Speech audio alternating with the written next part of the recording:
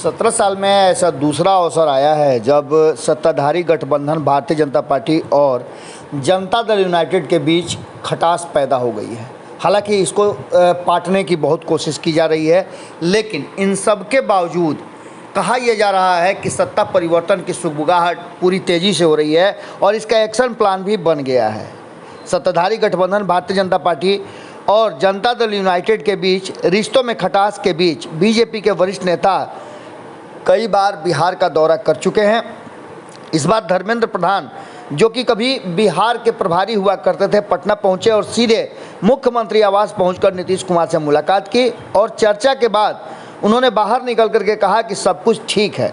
मुलाकात को लेकर के क्या कुछ हुआ ये तो किसी ने नहीं बताया, लेकिन जिस तल्खी के साथ नीतीश कुमार और उनकी टीम काम कर रही थी उसमें धर्मेंद्र प्रधान का मुलाकात करना स्पष्ट बता रहा था कि भारतीय जनता पार्टी कहीं ना कहीं किसी प्लान के तहत अब आगे का एक्शन करना चाहती है।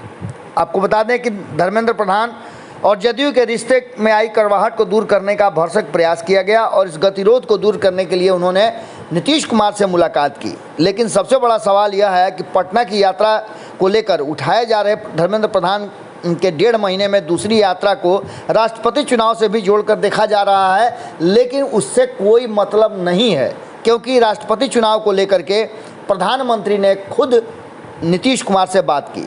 इन सवालों के जवाब में कहीं ना कहीं पहले ही घोषणा कर चुके हैं नीतीश कुमार कि वो द्रौपदी मुर्मू को समर्थन देंगे। लेकिन लोग कहते हैं और जिन लोगों को अभी भी अंदाज़ा है, अभी भी इस बात का कहीं ना कहीं भ्रम है कि नीतीश कुमार और भारतीय जनता पार्टी में सब कुछ ठीक ठाक है या उस संबंध को ठीक रखना चाहते हैं, वो इस तरह की बातें कर रहे हैं। जदयू बीजेपी के बीच आई खटास को दूर करने और उसमें कहीं ना कहीं संबंधों में मिठास घोलने की तैयारी में भारतीय जनता पार्टी लगी हुई है, लेकिन जदयू के तरफ से ऐसा कुछ देखने को नहीं मिल रहा है। हाल के दिनों में देखा गया है कि एनडीए के इन दोनों सहयोगियों के बीच विभिन्न मुद्दों को लेकर के मतभेद दिखा है, जिसके बाद जदयू के साथ राजद की नज़दीकियाँ बढ़ी हैं।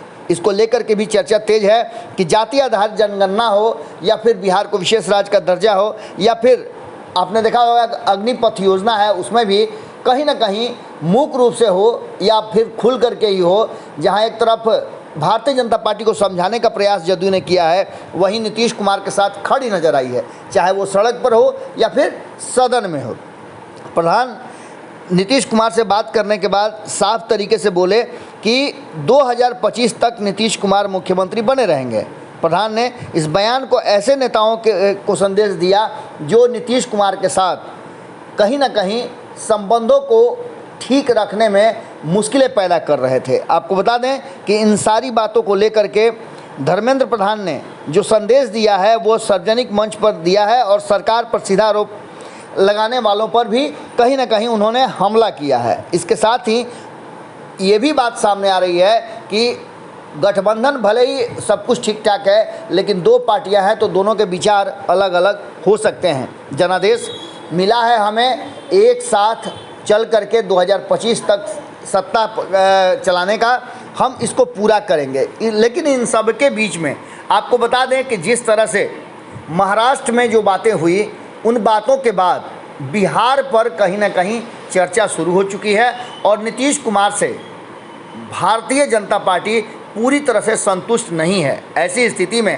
भारतीय जनता पार्टी का एक्शन प्लान का हिस्सा कहा जा रहा है कि बार बार नीतीश कुमार को समझाने की कोशिश या उन्हें साधने की कोशिश की जा रही है।